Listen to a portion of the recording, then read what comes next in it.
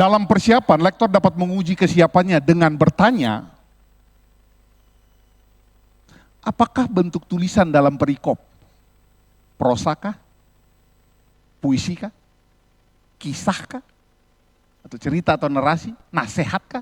Surat? Doa kah? Mazmur? Kita harus bertanya. Jadi menjadi seorang lektor bukan hal yang mudah. Tapi juga bukan hal yang susah banget. Kenapa? Kita bisa bertanya. Harus tahu, ada apa sih dengan bacaan saya nih? Lagi mau menyampaikan apa sih? Ini cerita enggak? Supaya kalau ini cerita, ceritalah. Kalau ini surat, suratlah. Jadi kalau membaca surat, bayangkan Paulus lagi mengirim surat. Kira-kira kalau lagi mengirim surat bagaimana sih nadanya? Saudaraku yang terkasih. Enggak ada yang saudaraku yang terkasih. Kita baca Alkitab, tapi ini surat. Saudaraku yang terkasih. Ada intonasi yang berbeda, tekanan suara yang berbeda, membuat distract orang untuk mengerti. Oh iya, ini surat. Ya, nanti kita akan contohkan dalam latihan. Yang berikut, apakah atau bagaimana konteks? Lagi ngapain sih? Sefanya lagi ngapain sih? Ditugasin Allah untuk ngapain nih Sefanya? Sampai dia mengeluarkan kata-kata ini yang harus disampaikan. Baru. Ya. Apakah atau bagaimanakah situasinya? Sama. Tentang apakah isi tulisan tersebut? Tadi sudah ada. Jadi ingat, kalau ada perikop yang di atas tuh, biasanya ada judul. Jangan dibacain. Nggak perlu dibacain, itu cuma membantu, LAI membantu kita mengerti. Ya, tapi jangan dibacain. Kenapa? Karena topik khotbah belum tentu digali sesuai dengan apa yang ditulis dalam judulnya. Sehingga baca ayatnya saja. Nggak usah lagi ada kalimat tebal, itu dibaca, nggak perlu. Ya. Apakah isi utama atau pesan teks itu yang saya bilang? Belajar untuk ngerti, ulang-ulangi sampai kita menemukan, oh ini maksudnya. Bagaimana struktur dalam tulisan tersebut, ada itu ya, apalagi Mazmur ya. Menjorok ke dalam, menjorok keluar, apa yang dijorokin? Nah, ada yang dijorokin. Besok itu baca Mazmur secara berbalasan, nggak nyanyi. Ya, di sini kalau baca Mazmur gimana berbalasannya? Nyanyi kan? Besok nih nggak nyanyi nih. Besok nih nggak nyanyi nih. Ya, besok berbalasan nih. Besok berbalasan nih. Berarti ada pemazmur yang akan baca.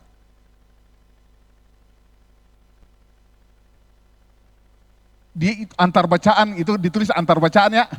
Siapa tuh yang membaca besok antar bacaan? Tenang saja, tenang, jangan khawatir. Ada saya untuk membantu hari ini, besok tampil berbeda. Kalau di sini ditulis gini, marilah kita menanggapi bacaan pertama dengan membacakan, mau ngapain? Nggak ada itu. Yang ada adalah, marilah kita membacakan Mazmur 90, ayat 1 sampai 12. Secara berbalasan. Ya, jadi nggak usah pakai.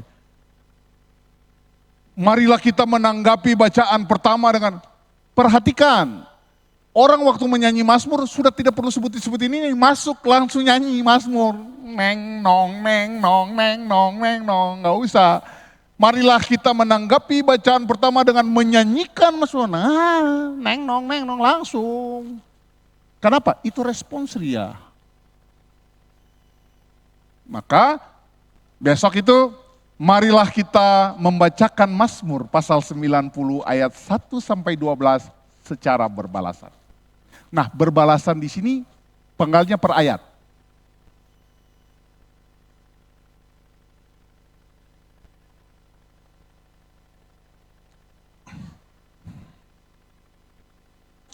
Menjorok ke dalam, menjorok keluar.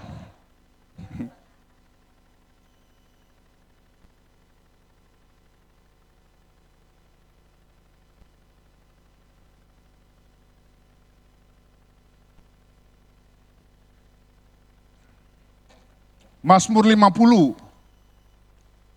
Besok itu Mazmur 90, sorry.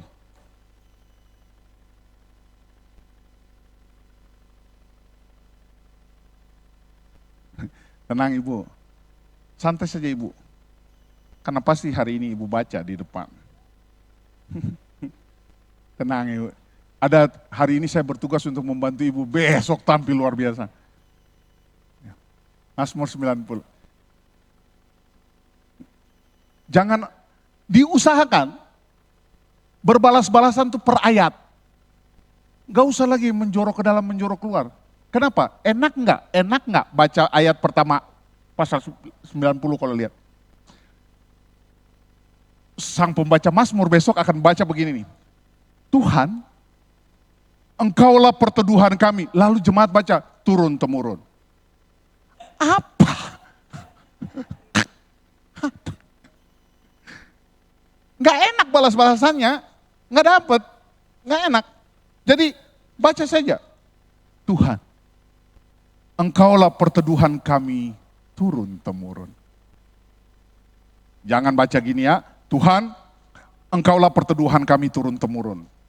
Enggak, jemaat akan balas begini, sebelum gunung-gunung dilahirkan, bumi dan dunia diperanakan, sama gak indah. Mazmur ini kan permohonan doa. Maka mainkan, Tuhan, Engkaulah perteduhan kami turun-temurun. Supaya jemaat juga bisa membalasnya.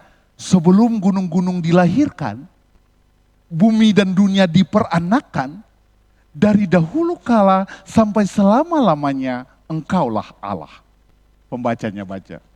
Engkau mengembalikan manusia kepada debu dan berkata, kembalilah hai anak-anak manusia. Nah, jangan buru-buru. Engkau mengembalikan manusia kepada debu dan berkata, kembalilah hai anak-anak manusia. Nggak dapet. Nanti kita latihan. Tenang Ibu, cakap saya bikin. Tapi ayat. Ya, ayat. Jangan masuk keluar. Nggak enak bacanya. Oke? Lanjut dulu kita.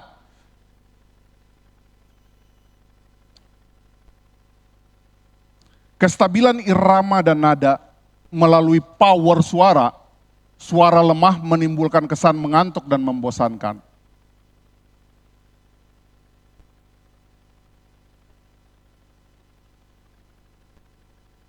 Sungguh, dialah yang akan melepaskan engkau dari jerat penangkap burung, dari sampar yang mematikan. Lemah. Nah, orang loyo, apa? Sungguh, dialah yang akan melepaskan engkau dari jerat penangkap burung, dari sampar yang mematikan. Ya, jadi suara nggak bisa sungguh. Ya, suara kecil, pelan, itu membuat orang ngantuk.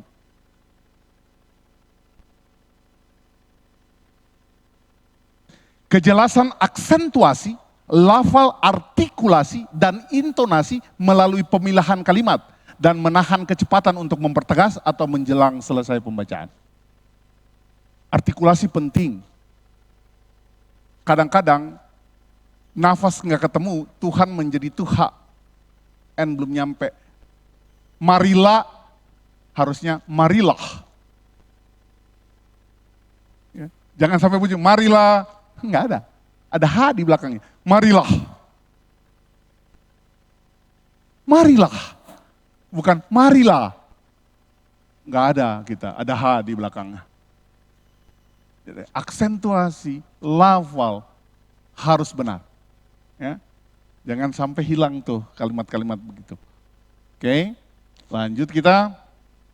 Kelancaran membaca tidak terbata-bata. Suara terbata-bata dapat membuat lelah pendengar. Sungguh, dialah yang akan melepaskan engkau dari jerat penangkap burung dari sampar yang mematikan. Capek deh. Akan lebih seru lagi kalau jadi terbata-bata, nggak boleh, tapi juga nggak boleh. Sungguh, dialah yang akan melepaskan engkau dari jerat penangkap burung, dari sampar yang mematikan. Nggak itu, tapi dia harus tadi.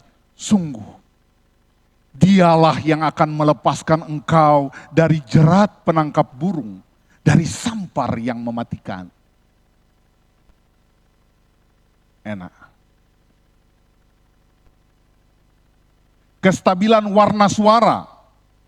Faktor penting untuk warna suara adalah perayaan atau emosi bacaan. Misalnya, ya, nggak bisa kalau dia lagi.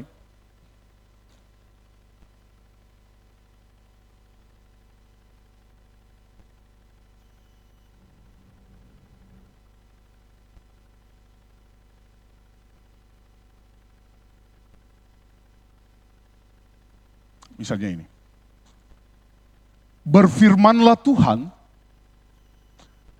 oleh karena bangsa ini datang mendekat dengan mulutnya dan memuliakan aku dengan bibirnya, sedangkan hatinya menjauh dariku. Beda ya? Karena hati, saya tekan dia, emosi saya keluarin. Kenapa? Umat Israel menyeleweng dari Allah. Mulutnya berkata lain, hatinya berkata lain. Tuhan mau kasih hukuman. Dan ibadahnya kepadaku hanyalah perintah manusia yang dihafalkan. Jadi di sini itu jangan takut untuk yang lakuin tadi itu, jangan malu. Harus terjadi. Supaya orang mengerti, oh iya Tuhan lagi marah kepada Israel. Tuhan lagi gak suka akan ibadahnya. Tapi kalau kita baca datar, orang gak tahu lagi terjadi apa. Pikir Tuhan lagi senang-senang sama mereka. Lanjut. Tinggi nada cenderung rendah. Nada tinggi atau terlalu tinggi akan memusingkan pendengar. Nada terlalu rendah membuat tidak nyaman. Ya, jadi gak bisa yang bukanlah hanya sedikit waktu lagi, atau bukanlah hanya sedikit waktu lagi Libanon akan berubah tinggi. Rendah banget tidak, datar tekan. Bukanlah hanya sedikit waktu lagi Libanon akan berubah menjadi kebun buah-buahan, dan kebun buah-buahan akan dianggap hutan. Gitu ya. Berikut, ini penting. Membacalah dengan tanda membaca, bukan hanya tanda baca. Jadi kalau ibu bapak baca dengan hanya tanda baca, itu ketemu koma-koma, ketemu tanda seru. Tapi membaca bukan hanya dengan tanda baca, tapi juga dengan tanda membaca. Artinya ada di penggalan-penggalan tertentu yang kita kasih koma. Yang kita kasih tanda tanya sedikit, padahal tanda tanya lagi di ujung. Kita bisa masuk di tengahnya. Itu tanda membaca. Ya. Jadi ada penggalan kata yang kita susupin. Kayak misalnya yang tadi saya bilang, lalu Tuhan berfirman, lalu Tuhan bersabda. Itu kita bisa bilang, lalu Tuhan bersabda. Enggak, kita bisa isi setengah di komanya. Lalu Tuhan bersabda. Beda ya ketika kita, lalu Tuhan bersabda. Lalu Tuhan bersabda. Jadi orang tahu bahwa sebelumnya ada sesuatu, makanya Tuhan bersabda. Gitu ya. Lanjut. Di atas semua hal ini, pembacaan Alkitab bukan sekadar mengawali khotbah, tetapi juga menafsirkan dan menghidupkan teks Alkitab. Kita hidupkan dia. Jemaat sudah dapat duluan. Baru khotbah lengkapi dengan sempurna. Yang berikut. Mengakhiri pembacaan. Demikianlah sabda Tuhan. Benar ya? Jadi Pada waktu itu, orang tuli akan mendengar kata-kata sebuah kitab dan terlepas dari kekelaman dan kegelapan. Mata orang buta akan melihat. Nggak bisa, demikianlah sabda Tuhan. Nggak. Ada jedahnya. Mata orang buta akan melihat. Demikianlah sabda Tuhan. Ya. Jadi jangan pas habis titik langsung. Demikianlah sabda Tuhan. Panjang lagi. Potong dia. Demikianlah sabda Tuhan. Jangan demikianlah sabda Tuhan. Enggak, santai. Demikianlah sabda Tuhan. Syukur kepada Allah. Enak ya? Ada respon yang balik karena penekanan yang kita kasih. Demikianlah sabda Tuhan. Syukur kepada Allah. Indah dia jadinya. Itu yang tadi saya bilang, ada jedah. Ada jeda di dalam pembacaan pokok dan dengan menatap ke umat. Mata orang buta akan melihat, demikianlah sabda Tuhan. Mata orang buta akan melihat, demikianlah sabda Tuhan. Karena tadi kita baca buat mereka. Ingat ya, yang saya baca tadi sabda Tuhan. Ingatlah, demikianlah sabda Tuhan. Enggak,